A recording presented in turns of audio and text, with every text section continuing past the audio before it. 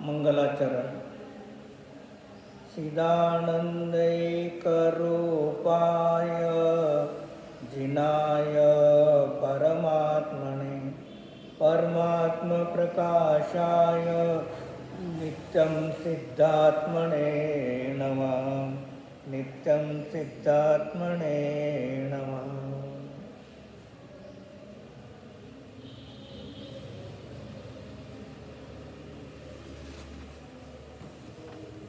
पान नंबर 26, गाथा नंबर 12. अप्पातिव मुनेवी लहु मूढ़हु मेलहि भाव मुनिसन्नाणे नानमऊ जो परम पसहाओ. अब त्रिविध आत्म जानतम बहिरात्मा को छोड़ दो. स्वज्ञान में बस ज्ञान में परमात्मा को मान लो. आचार्य योगींद्र देव विरचित परमात्मा प्रकाश ग्रंथ. परमात्मा प्रकाश ग्रंथामध्ये आचार्य व्यवहारण्याने बहिरात्मा, अंतरात्मा, परमात्मा या 3 आत्म्याचं स्वरूप या ठिकाणी सांगत आहे. आणि द्रव्य दृष्टीने आत्मा एक प्रकारेच आहे. ज्ञान आनंद मात्र, ज्ञाता द्रष्टा मात्र किंवा चैतन्य मात्र एक आत्म्याचा स्वभाव आहे. मग असं असताना पान नंबर 27 वरती खालची ओळ एकदम 7वें गुणस्थान में चौथी चौकड़ी मंद हो जाती है. वहाँ पर आहार विहार क्रिया नहीं होती, ध्यान में आरूढ़ रहते हैं. 7वें से 6ठे गुणस्थान में आए तो वहाँ पर आहार आदि क्रिया है. इस प्रकार 6ठा 7वां करते रहते हैं. वहाँ पर अंतर्मूर्त काल है. आता या पंचम काळामध्ये गुणस्थानाच्या अपेक्षेने जर पाहिलं तर सामान्य रूपाने 7 गुणस्थानापर्यंत जीवांचं सत्व आहे. मुनींच्या अपेक्षेने 6वं 7वं गुणस्थान म्हटलं जातं. आणि प्रतिमाधारीच्या अपेक्षेने 5वं गुणस्थान आहे. अव्रती सम्यकदृष्टीच्या अपेक्षेने 4थं गुणस्थान आहे. आणि 3 गुणस्थानावरती जीव बहिरात्मा आहे. मिथ्यात्व, सासाधन आणि सम्य मिथ्यात्व. त्यामध्ये मुनीमध्ये 3 कशाच्या चौकडीचा अभाव असतो. अनंताणबंदी, अप्रत्याख्यान आणि प्रत्याख्यान. 3 चाबाण एक संज्वलनाचा सद्भाव आहे. संज्वलन का म्हणलं? ज्याचा काळ अल्प मात्र आहे, कषायाचा त्याला संज्वलन म्हटलं जातं. मग त्या संज्वलन कषायामध्ये 2 भेद केले जातात. एक संज्वलन कषायाची मंद अवस्था आणि एक संज्वलन कषायाची तीव्र अवस्था. त्यालाच म्हटलं जाणार संज्वलन कषायाच्या मंद अवस्थेमध्ये मुनिराज ध्यानस्थ असतात. तेव्हा तिथे त्यांचं 7वं गुणस्थान असतं. आणि संज्वलन कषायाचा तीव्र उदय असतो म्हणजे त्याला म्हणायचं 6वं गुणस्थान. आणि 6व्या गुणस्थानामध्ये 28 गुण पालन करण्याची जी क्रिया होते त्याला त्या ठिकाणी प्रमत्त संयत म्हटलं, किंवा 7व्याला अप्रमत्त संयत म्हटलं, किंवा 7व्याला निर्विकल्प म्हटलं आणि 6व्याला सविकल्प म्हटलं. 7व्याला वितराग म्हणतात तर 6व्याला सराग म्हणतात. अशा प्रकारे अनेक ग्रंथामध्ये अनेक प्रकारे त्या गुणस्थानाला नावं दिली जातात. एक परत 7व्या गुणस्थानाचे 2 भेद आहेत. एक स्वस्थान अप्रमत्त आणि सातिशय अप्रमत्त. 7व्या गुणस्थानाचे दोन भेद. एक स्वस्थान अप्रमत्त आणि सातिशय प्रमत्त. मग पंचम कालमध्ये स्वस्थान अप्रमत्तच गुणस्थान आहे. सातिशय अप्रमत्त गुणस्थान या पंचम कालामध्ये नाही. 7व्या गुणस्थानाचे दोन भेद. स्वस्थान अप्रमत्त आणि सातिशय अप्रमत्त. मग स्वस्थान अप्रमत्तवाले जीव 6व्या 7व्या गुणस्थानापर्यंतच असतात आणि ते जीव श्रेणी मांडू शकत नाही. आणि ते स्वस्थान प्रमत्त परत असणारे जीव 8व्या गुणस्थानापासून श्रेणी मांडतात. तेव्हा त्याला तिथे काय म्हणतात? सातिशय अप्रमत्त. मग ते 8व्या गुणस्थानापासून त्याची श्रेणी होते. पण या पंचम कालामध्ये 7व्या गुणस्थानापर्यंतच जीव आहेत. 8व्यापासून 13व्यापर्यंत या पंचम कालामध्ये जीव नाहीत. आणि जरी चतुर्थ कालामध्ये उत्पन्न झाले आणि पंचम कालामध्ये काही जीव मोक्षाला गेले,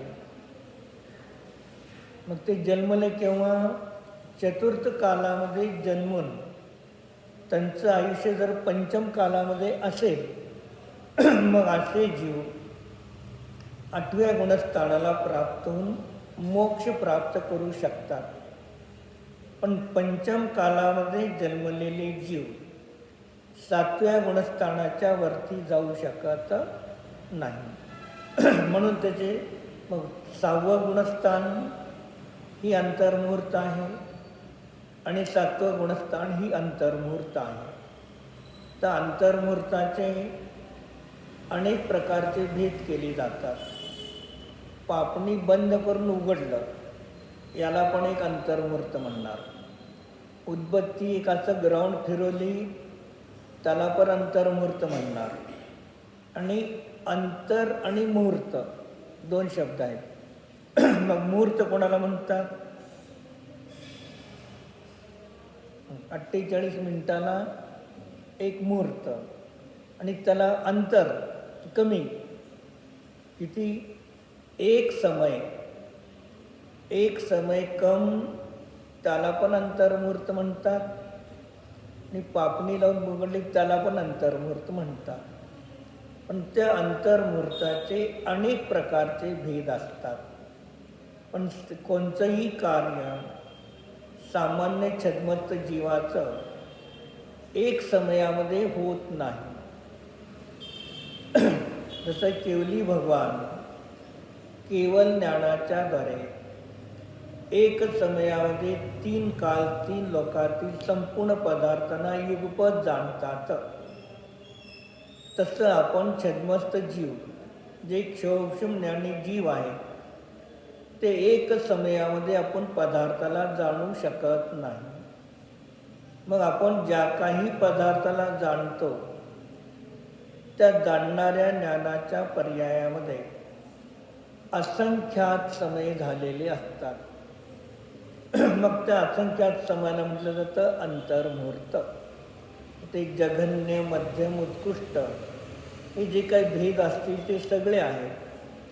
पण आपल्या छद्मस्ताच्या ज्ञानाचा विषय नाही.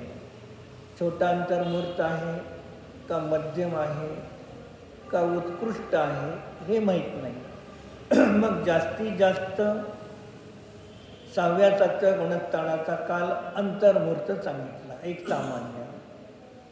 दुसऱ्या अपेक्षेने सांगतात 7व्या गुणस्थानाचा काल एक अंतर्मुहूर्त असतो आणि 6व्या गुणस्थानाचा काळ 2 अंतर्मुहूर्त असतो.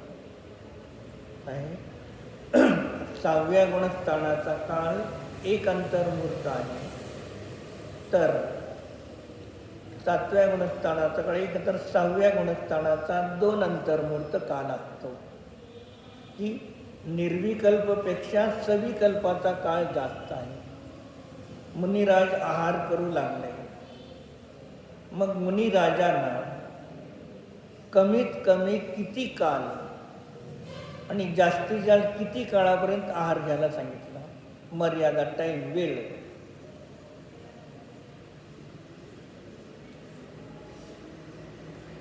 कमीत कमी अंतर्मुहूर्त 48 मिनिट कमीत कमी.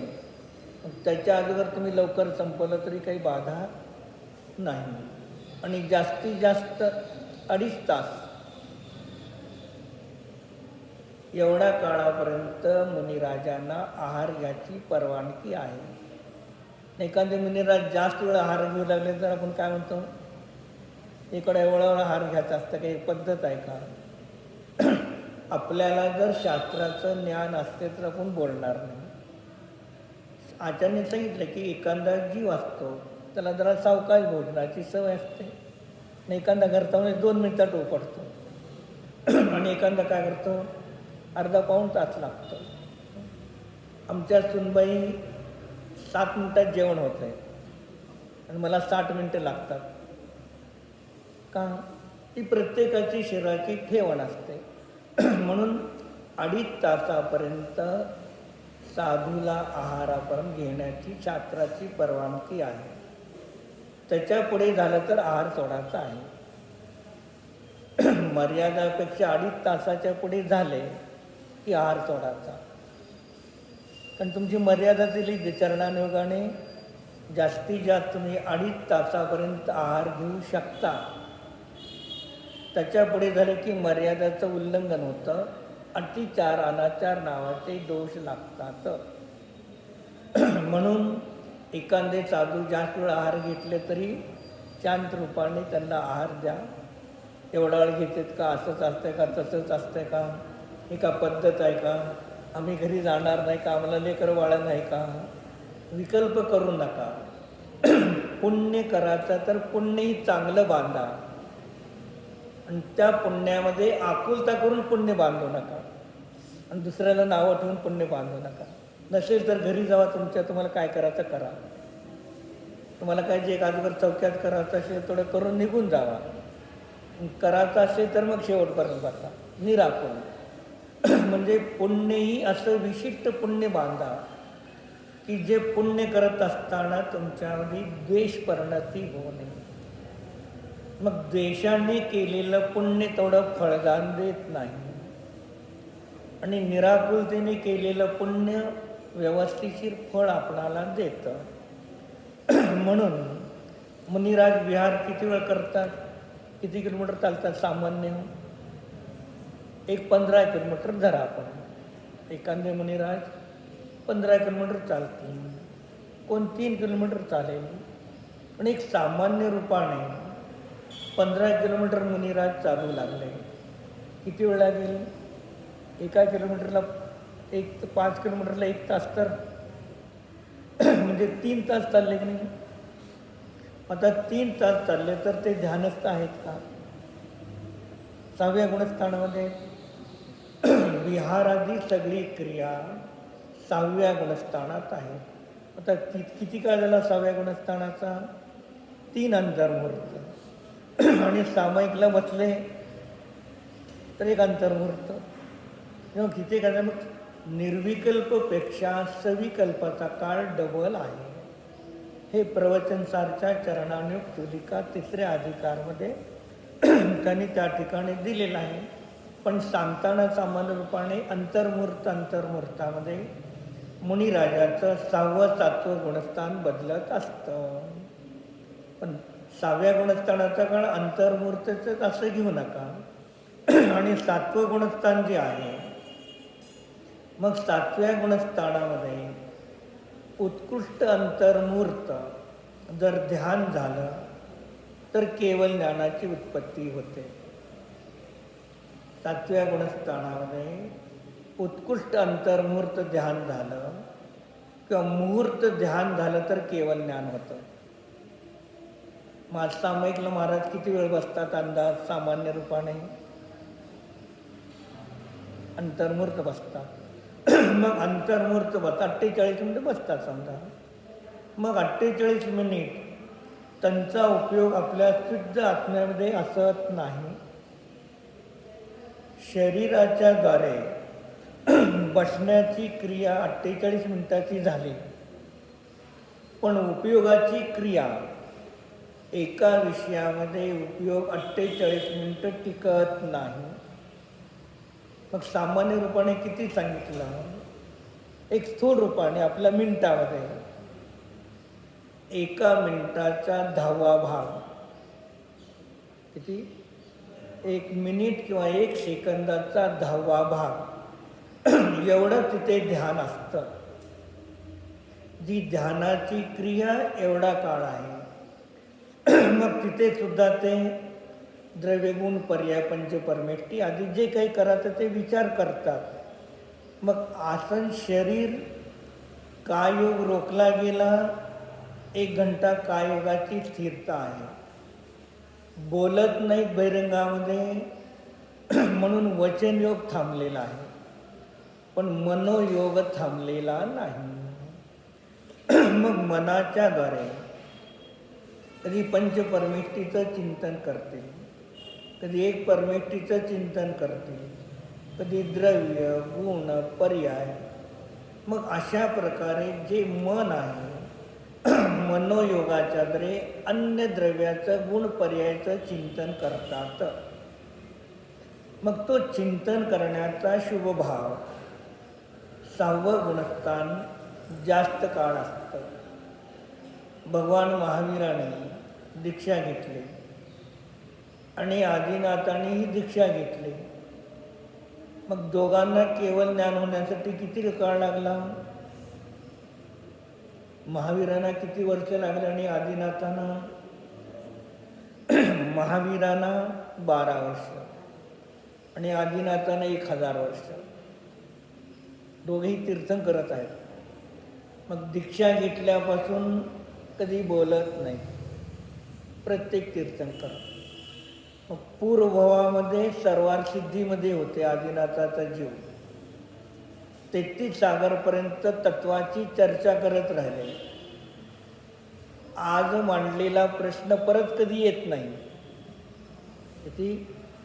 33 सागर वर्षामध्ये एक प्रश्न जर आला परत 33 दुसऱ्यांदा कधी तो प्रश्न चर्चेला येत नाही. मग एवढी चर्चा 33 सागराची सर्वार्थ सिद्धीमध्ये केली. त्याच्या पूर्वी भावलिंगी मुनिराज होते हजारो लाखो वर्ष, तरी त्यांना केवळ ज्ञान होण्यासाठी 1000 वर्ष लागले. मग काय करत होते? झोपत होते का? नाही. मग जो ज्ञानाचा उपयोग आहे तो द्रव्य गुण पर्याय 6 द्रव्य 7 तत्व 9 पदार्थ हे जे आहे तिकडे जो उपयोग जात होता त्या उपयोगाला ओढून वारंवार स्वतःच्या आत्म्यामध्ये स्थिर करण्याचा प्रयत्न करत होते. तेव्हा तिथे उपयोग थोडा काळ स्थिर होत होता. किती महिने थांबले? 6 महिने एका ठिकाणी बसले. बाहुबली 1 वर्ष थांबले. आता 1 तास 1 वर्ष सामने ध्यान होतं का त्यांचं? झालं असतं तर अंतर्मुहूर्तातच केवळ ज्ञान झालं असतं. म्हणजे बसण्याची शरीराची क्रिया वेगळी, उपयोगाची आत्म्यामध्ये स्थिर राहण्याची क्रिया वेगळी आणि उपयोग बाहेर जाण्याची क्रिया वेगळी. पण ही आपल्याला दिसते का? दिसत नाही. आपण स्थूल रूपाने शरीराची बसण्याची क्रिया आणि वचनयोग थांबलेला आहे. मग वचनयोग स्थूल आणि सूक्ष्म, अंतरंग आणि बहिरंग 2 प्रकारचा वचनयोग आहे. तर स्थूल रूपाने बहिरंगाचा वचनयोग थांबलेला आहे, बोलत नाहीत आता. पण अंतरंगामध्ये कधी आचरण वाटत असेल ध्यानाचा, आपल्या शिष्याना हे प्रायश्चित्त द्यावं लागेल, त्याच्यानंतर हे ग्रंथाचा स्वाध्याय करायचा आहे.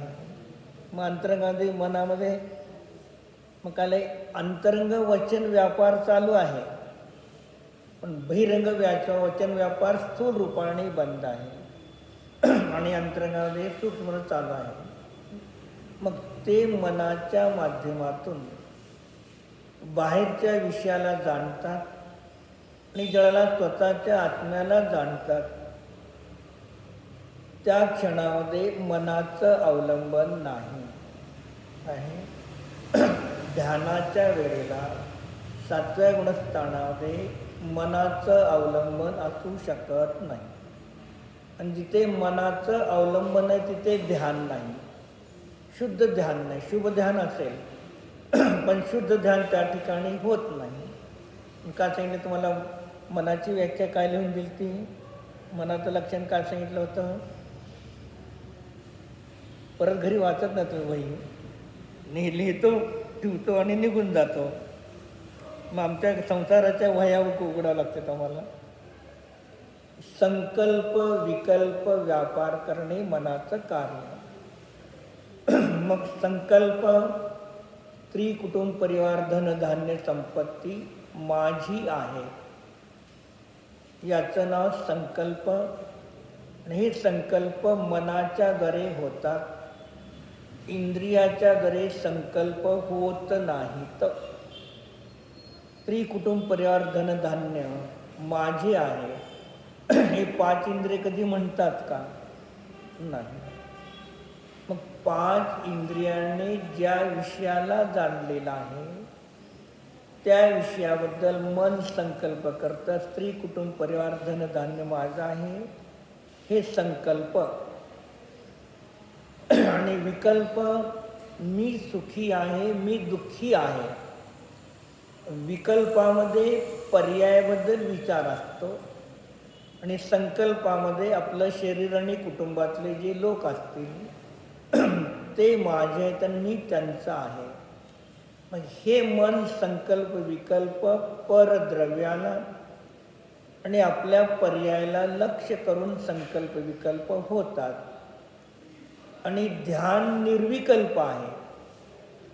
ध्यानामध्ये विकल्प नाही, म्हणून ते ध्यान कसं झालं? निर्विकल्प आहे.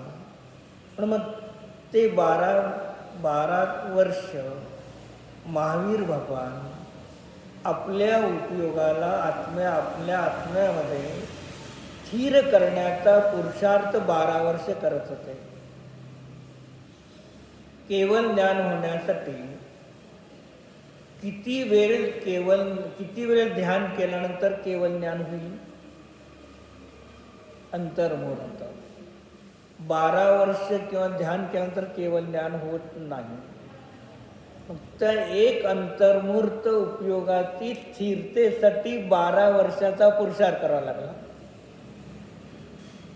तेव्हा तिथे एक अंतर्मुहूर्त उपयोग जाऊन स्थिर राहिला. मग भगवान महावीराने त्रयोदशी दिवशी काय केलं? समोशन सोडलं.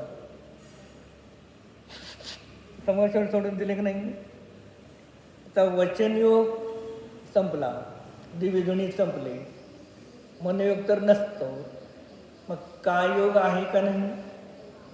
आहे. मग काय योगाला निरोध करण्यासाठी किती दिवस लागले? त्रयोदशी दिवशी काय निरोध केला? योग. मोक्ष केव्हा झाला?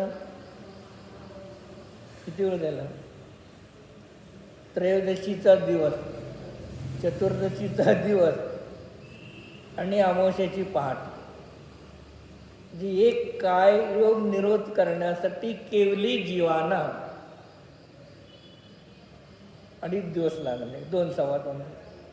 आपला तर योग चाललेलाच असतो. जे केवळ ज्ञानी होऊन एवढा पुरुषार्थ करून सुद्धा काय योगासाठी 2.25 दिवस लागले, तेव्हा काय योगाचा अभागांतर निर्माण झाला. आणि आपल्याला नियम करतात असं कधी. समजा तुम्ही कुठे सर्व महिला गेले कुठेतरी यात्रेला किंवा फिरण्यासाठी, सगळ्यांनी नियम करायचा, कोणी कुणाशी बोलायचं नाही, मौन राहायचं. जमेल का नाही? नाही. का? आम्हाला बोलल्याशिवाय ज्ञान होत नाही, भावना करून बसलो आपण. आणि जोपर्यंत तुम्ही बोलत राहताल तोपर्यंत केवळ ज्ञान होणार नाही, ध्यान होणार नाही, मोक्ष होणार नाही.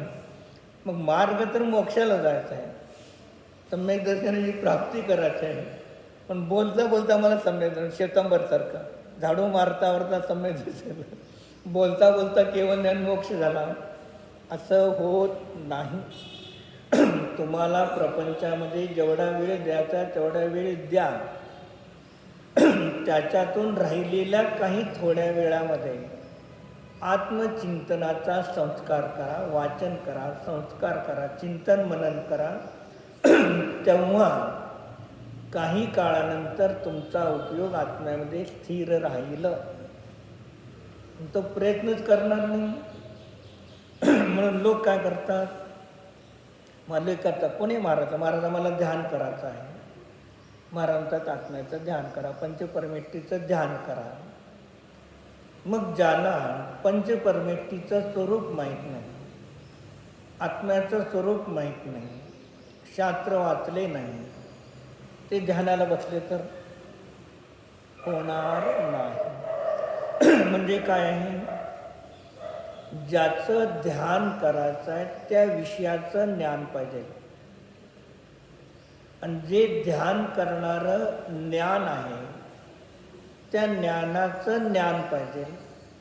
आणि ध्यान केल्यानंतर आत्म्याचं मिळणारं जे वित्रांत आहे, सम्यक अतिंद्रिय आनंद आहे, त्याचं ज्ञान पाहिजे. आपण ज्ञान न घेता ध्यानाला बसू लागलो, बसताल शरीराने एका ठिकाणी बसताल, डोळे बंद करताल, पण आतला उपयोग हजारो किलोमीटर एका वेळेला पळतो. समजा आपण इथे आहोत आणि आपला मुलगा सून मुलगी अमेरिका जर्मनला कुठेच आहे, डोळे बंद केले, काय झालं, मन किती झालं, किती सेकंदात किती किलोमीटर पळालं, लाखो हजारो किलोमीटर. मग आचार्य सांगतात मन किती किलोमीटर पळत असतं, आधी हजारो लाखो किलोमीटर. तर आचार्य सांगतात मन कुठेच पळत नाही, इथलं इथं बसलेलं. त्या मनाच्या माध्यमातून तुमचा आत्म्याचा जो स्वभाव ज्ञान आहे ते ज्ञान इथं बसून हजारो किलोमीटर वस्तूला विषय करतं. मन कुठे जात नसतं. काय करतं, आपण त्या पदार्थाची आठवण करतो. कुणाची आठवण करतो, जिथे कोणी आपल्याला आठवण करायचं, मग तिथे मन तिथंपर्यंत गेलं का नाही, ज्ञान तिथंपर्यंत गेलं का, आपलं ज्ञान तिथे गेलं का. मग काय झालेलं आहे, आपला आत्मा इथं आहे, ज्ञान इथं आणि मन इथंच आहे. फक्त आपल्याला संस्कार वारंवार बाहेरच्या विषयाला पाहण्याचे आहेत. म्हणून ते काय करतं, ज्ञान वारंवार बाहेर जातं.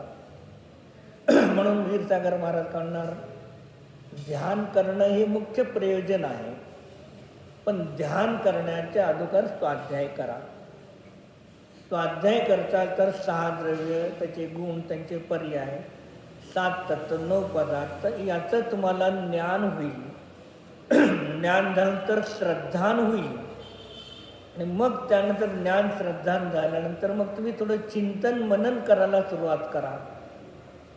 मी एकटा आहे, एकटा होतो, एकटा राहणार, मी अमूर्तिक आहे, ज्ञानदर्शन स्वरूप आहे.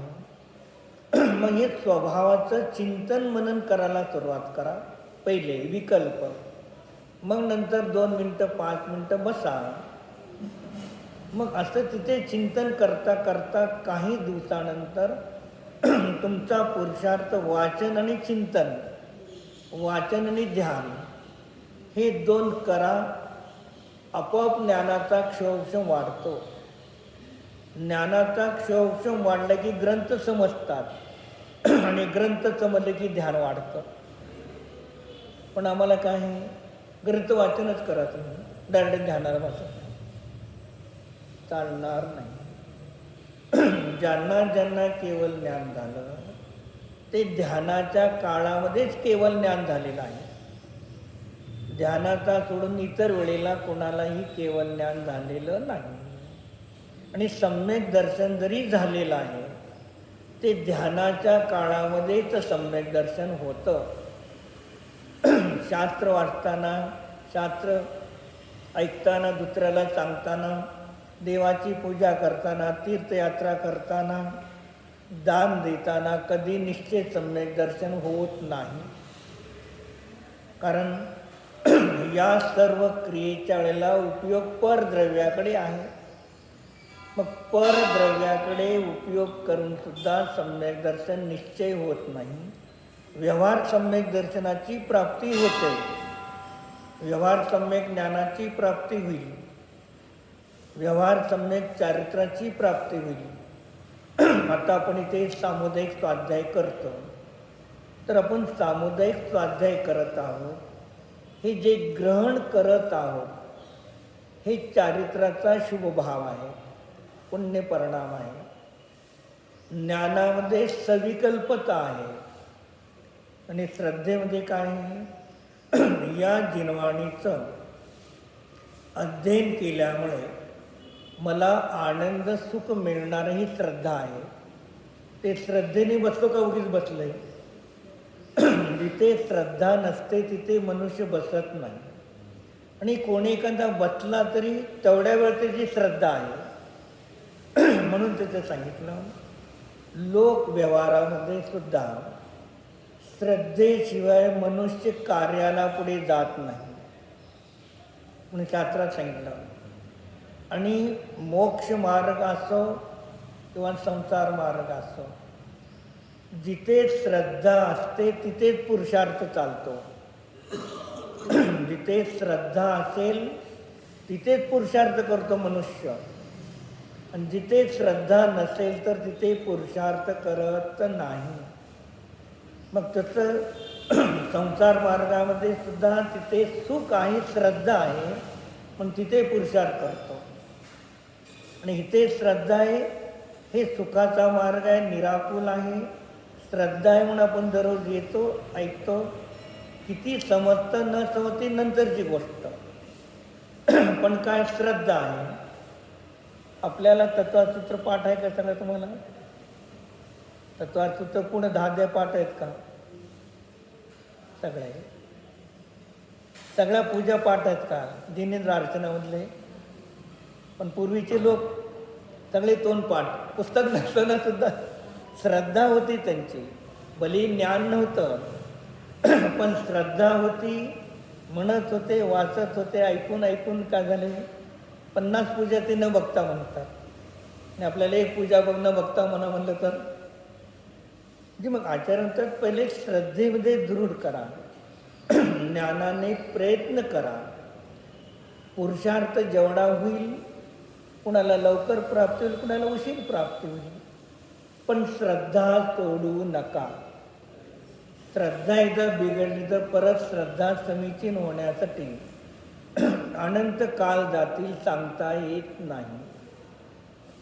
ज्ञान प्राप्त होईल, चारित्र्यभरिंगामध्ये प्राप्त होईल, पण श्रद्धा होणं फार कठीण आहे.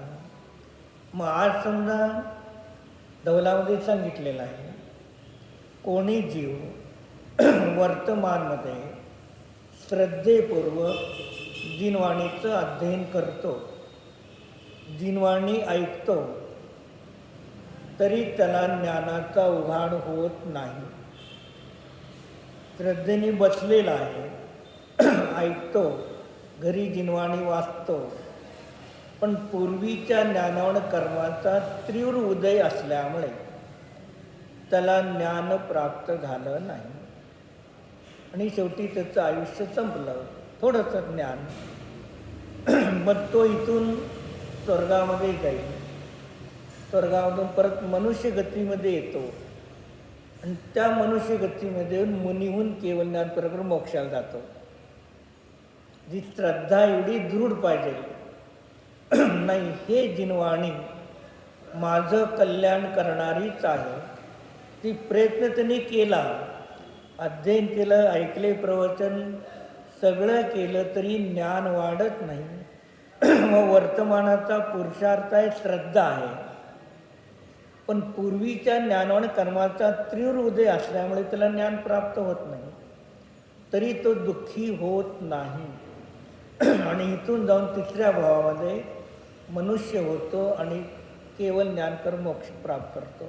एवढे श्रद्धेचं महत्त्व आहे. दुसरा जीव आहे, श्रद्धा आहे.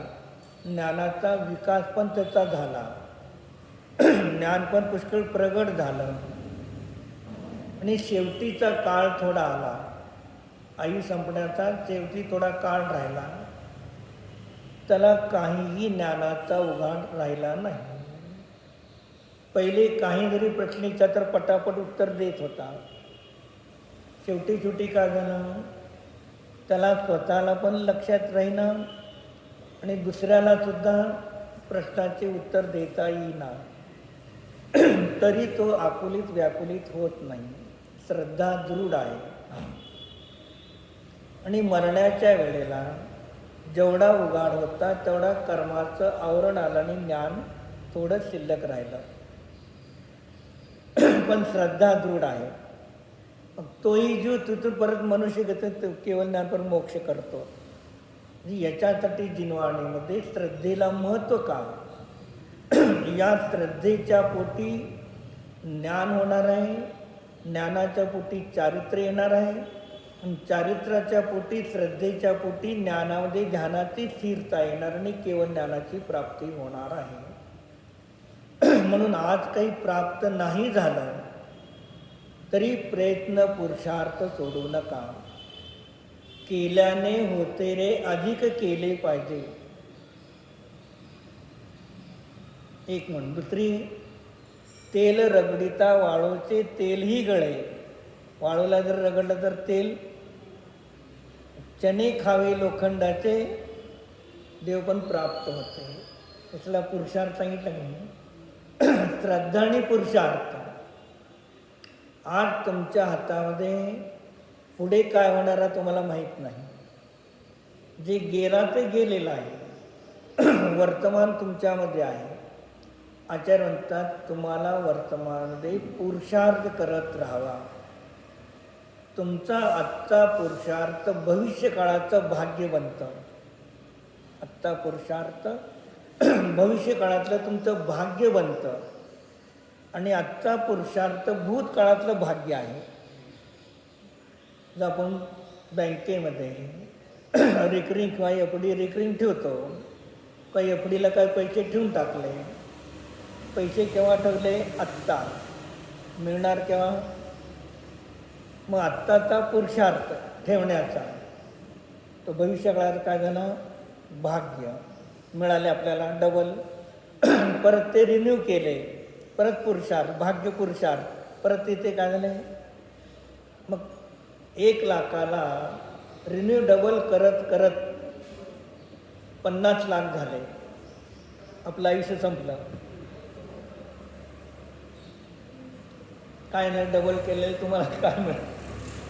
ठीक आहे, पुढच्या येणाऱ्या पिढीसाठी आहे एक व्यवस्था, पण नियमाने करा. ही करत असताना मी याला भोगील पण न भोगणार पण, या विचाराने करत जा. आणि पण ग्रस्त या संसार आहोत. पुढचे आपल्याला काही विचार ठेवणे संसारात अवस्था आहे. ज्याला उद्या साधू बनायचं त्याला काहीच नाही. मग अशा प्रकारे आचार्य सांगतात एफडी वाढत चालली. तुझं आयुष्य संपलं आणि एफडी डबल झाली. दुसऱ्या वर्षी मिळणार, आज आयुष्य संपलं. एफडी कुणाची आहे? हे संस्कार घेऊन निघाला का नाही? संस्कार मी एफडी ठेवली होती आणि माझी आता उद्या त्याला एफडी मिळणार. आणि आज आपण गेलो आर्त रौद्र ध्यान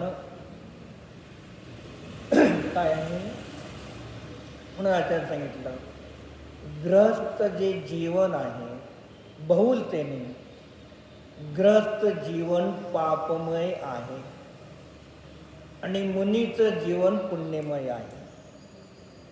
कारण मुनी परिग्रहाचा पूर्ण त्याग आहे, त्यांच्याकडून हिंसा होतच नाही, म्हणून ते पुण्याचं स्थान आहे. आणि घरामध्ये सकाळी उठलं तर झाडू मारतो, मग सफाईच्या अपेक्षेने पुण्य आहे, आणि त्यामध्ये छोटे मुंग्या बिंग्या आले केले तर पाप आहे. स्वयंपाक पुण्याने का पापाने? पापाने. म्हणजे ग्रहस्थ अवस्थेमधली प्रत्येक क्रिया पाप आहे. तेवढं तुम्ही स्वाध्याय करताल, देवपूजा करताल, तेवढी पुण्य आहे. पण बाकीची सगळी क्रिया पाप. म्हणून पापातून निघून पुण्याकडे गेला तर मोक्ष होणार आहे. एक ग्रहस्थ अवस्थेतून मुनी होण्याचे भाव करा आणि तसे यथाशक्ती प्रयत्न करा. याचं फळ आज ना उद्या काही काळानंतर मिळेल. काय म्हणतो? जशा प्रकारचं बी पेरतो तशा प्रकारचंच झाड येणार आहे. पण बाबळीचे बी पेरल्याने आंब्याची झाडं यावं येते का? येणार नाही. आम्ही पापच करत राहिलो, मला मोक्ष मिळेल, मिळणार नाही. त्या पापातून थोडा वेळ काढून राहिलेला त्याच्यात पुण्य कर. हे थोडं पुण्य साचता साचता एक काळ असा येईल तू मुनी बनलेला असेल. आणि मुनी बनणं हे ध्येय व्यवहाराने ठेवा. काय मुनी बनायचं आहे हे ध्येय व्यवहाराने ठेवा. मुनी बनण्यासाठी मुनी बनू नका. सर्व कर्माचा नाश करण्यासाठी मुनी बनायचं आहे. तर मुनी बनायचं, तर मुनी बनण्यासाठी अनेक भावात आपण मुनी झालो. सुमेरू पर्वताळे पिंची कमळचे ढीग लागले. कपाळ मोक्ष झाला. काय झाला? कपाळ मोक्ष झाला, पण देह मोक्ष झाला नाही. एका लहान दरवाजा असताना आपण चाललो अचानक तसं चारी गतीमध्ये कपाळ मोक्ष झाला आपला, पण देह मोक्ष झालेला नाही. का सांगितलं आचार्यांनी? की जे शक्ती प्रमाण शक्ती बिना श्रद्धा करे. जेवढी तुमची शक्ती आहे तेवढं जरूर करा, आणि जे होत नाही त्याची श्रद्धा करा. मी आज मुनी बनू शकत नाही, आरिका शुल्लिका राहू शकत नाही, ब्रह्मचरी राहू शकत नाही, तर मला ते बनायचं आहे. आज त्याची भावना तर करा ना. भावना भवनाशिनी आणि भावना भववृद्धी. भावनाच आपले भव वाढतात आणि भावनाच आपली भव नाश करण्यासाठी कारण आहेत. म्हणून या पंचम काळामध्ये मुनींचं अंतर्मुहूर्त 6वं 7वं गुणस्थान सांगितलं. आता पुढे 8वें गुणस्थान में चौथी चौकड़ी अत्यंत मंद हो जाती है. काय आहे? तुम्ही नाही तर पुस्तक आहे ना, घ्या स्वतंत्र पुस्तक, तुम्ही तुमच्या विचार इथं आहे पुस्तक शिल्लक. मग काय सांगितलं तिथे? 8वं गुणस्थान. आता हे 8वं गुणस्थान चतुर्थ कालामध्येच असतं. 8वं गुणस्थान चतुर्थ कालामध्ये असणार. जेव्हा ते आदिनाथापासून महावीरापर्यंत जो काळ होता तेव्हा इथे 8वे गुणस्थान होते. आता हे 8वं गुणस्थान विजय क्षेत्रामध्ये आहे, पण तिथे हमेशा चतुर्थ काल आहे. आपल्या इथे आता पंचम काल आहे. म्हणजे मग आपल्या इथे सुद्धा तीर्थंकर 4था काळ होता त्यावेळेला हे 8वे गुणस्थान होतं. परत 84,000 वर्षानंतर आपल्या इथे परत 8वं गुणस्थान प्राप्त होईल. श्रेणिक राजा नरकातून येईल. किती वर्षांतर येणे श्रेणिक राजा नरकातून? किती वर्षांनी येईल वरती? किती वर्ष लागतील? नरकातून श्रेणिक राजाला वरती आणि किती वर्ष लागतील? किती वर्ष लागतील? तिथून नरकातून मनुष्य व्हायला? बोलल्याशिवाय आपल्याला समजत नाही. जे चुकीचं असोला, मी काही छडी घेतलं नाही, ते जितेंद्र छडीने मारतात, मी मारत नाही. 84,000 वर्ष. किती? श्रेणिक राजाला तीर्थंकर होण्यासाठी 84,000 वर्ष. हे पंचम काळ 21, षष्टम काळ 21, परत षष्टम काळ 21 आणि परत पंचम काळ 21, 21 चोक 84,000 वर्षानंतर तो परत ते चौथा काळ, तळा तिसरा काळ असेल. आपल्या अपेक्षेने पहिला, दुसरा, षटवा पहिला, पाचवा दुसरा आणि तिसरा येणार तळाला तो. मग तेव्हा तो या ठिकाणी येईल आणि जेव्हा श्रेणी आरूढ होतील तेव्हा तिथे 8वं गुणस्थान त्यावेळेला होईल. 84,000 वर्षापर्यंत इथे 8वं गुणस्थान येणार नाही. मग त्याला 84,000 वर्षाचीच आयुष्य का बांधलं नरकात? कमी जास्त का बांधलं नाही? तर पहिला तीर्थंकर होणार आहे, मग नरकात पहिल्या जाणार आहे आणि 84,000 वर्षाचीच आयुष्य बांधलं. कमी पण नाही, जास्त पण नाही. जास्त बांधलं तर पहिले आणायचं कोणाला आणि कमी बांधलं तर येणार कुठला? हे सगळं गणित ऑटोमॅटिक आहे. नरकाचा बंद करणार, पहिल्या नरकाचा बंद करणार, दुसऱ्या नरकाचा बंद करणार नाही. पहिल्या नरकाची जगन्य आयुष्य किती? 10,000 जगन्य आयुष्य.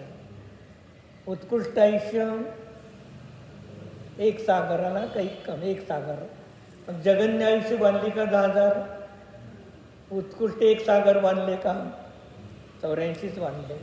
जी ऑटोमॅटिक गणित तुम्हाला काही करायचं नाही. तर हे सगळी नीती आपोआप सगळं काम करत आहे.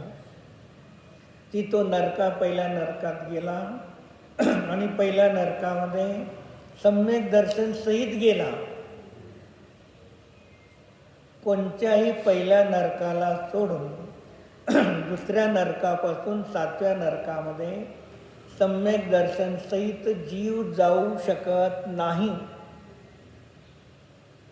आणि पहिल्या नरकामध्ये सुद्धा सम्यक दर्शन सहित जीव येऊ शकत नाही. मग पहिल्या नरकामध्ये जर सम्यक दर्शन सहित जाईल तर क्षायिक सम्यक दर्शन मात्र सहित जाईल. प्रथमोक्षम सम्यक दर्शन सहित नरकात जाणार नाही. क्षोक्षम सम्यक दर्शन सहित नरकात जाणार नाही. द्वितीयोक्षम सम्यक सहित नरकात जाणार नाही. अस्ति नास्ती, आहे नाही.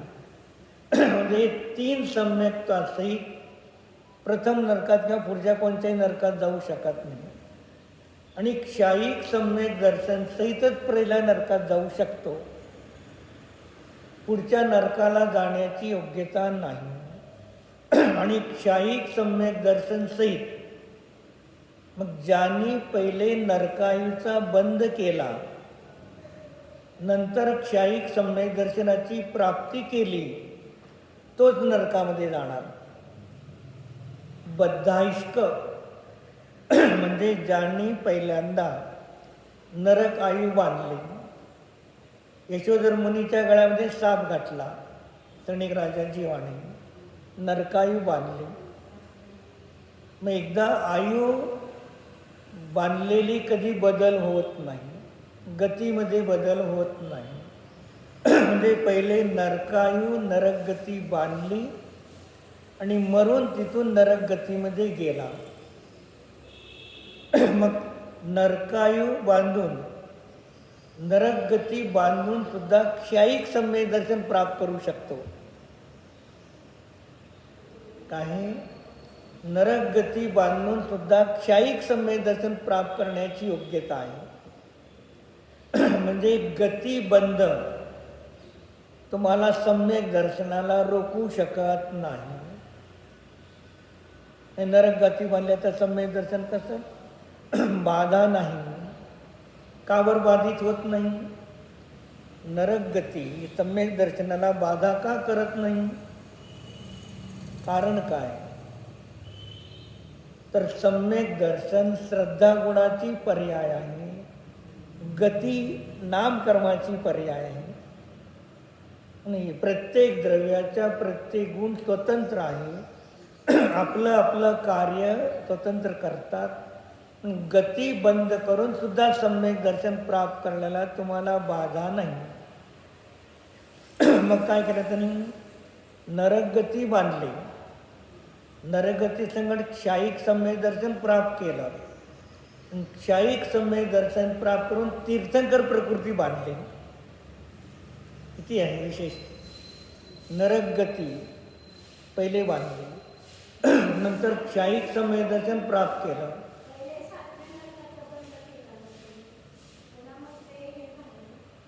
सांगताना सांगितलं की परिणाम त्याचे जे होते मुनीच्या गळ्यामध्ये साप घालण्याचे, पण सांगितले की सप्तम नरकगतीला जाण्यायोग्य परिणामाचा बंद झाला.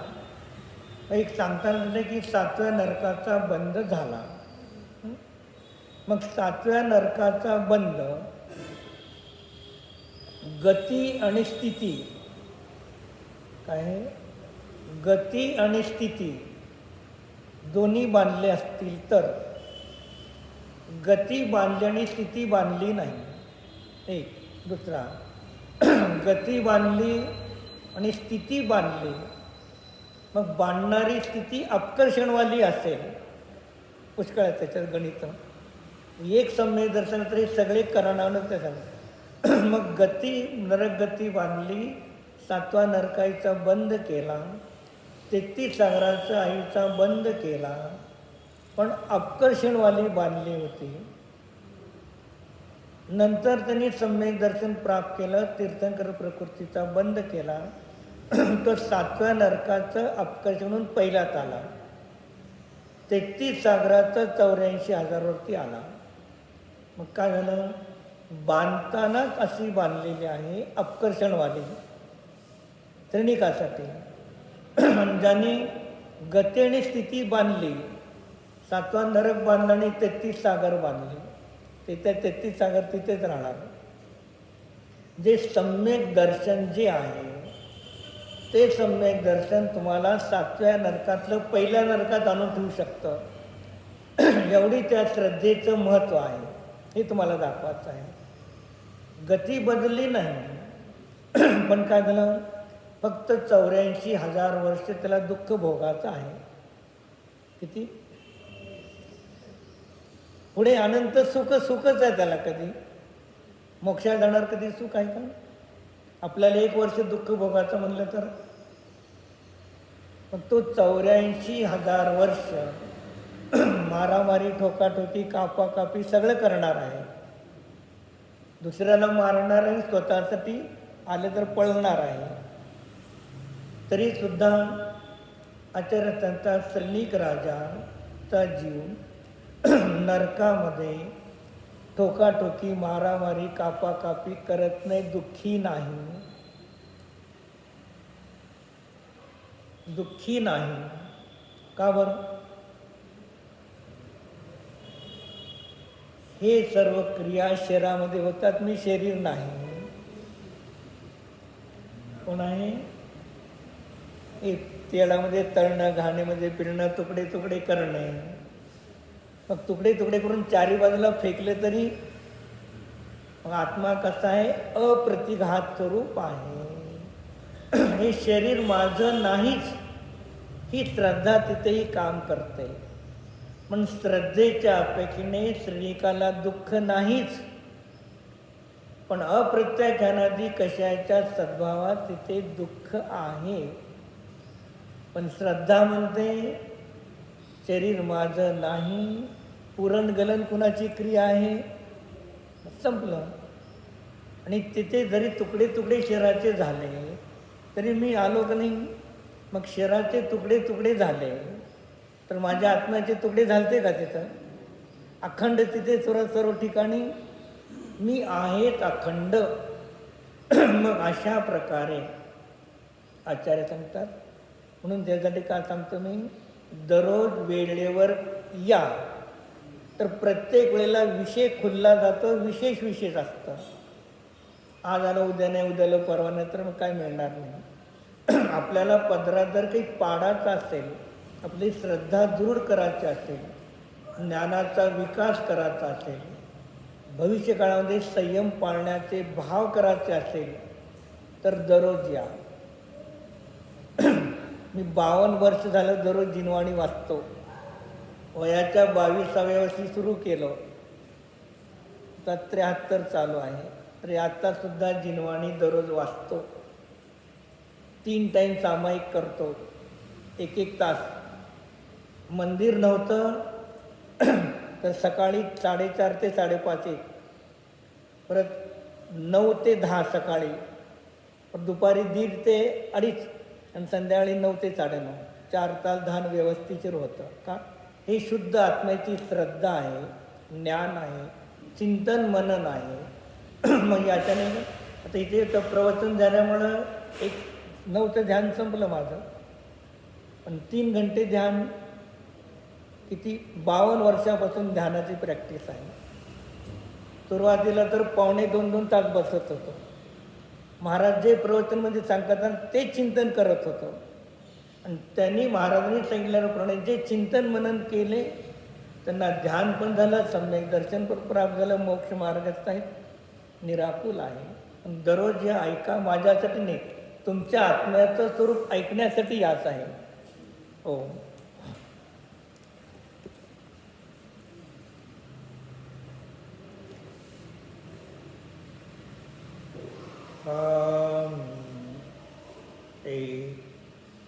निर्गतित्व स्वरूप निज शुद्धात्म द्रव्य आहे. हा द्रव्य मनुष्य, भाव मनुष्य स्वरूप नाही.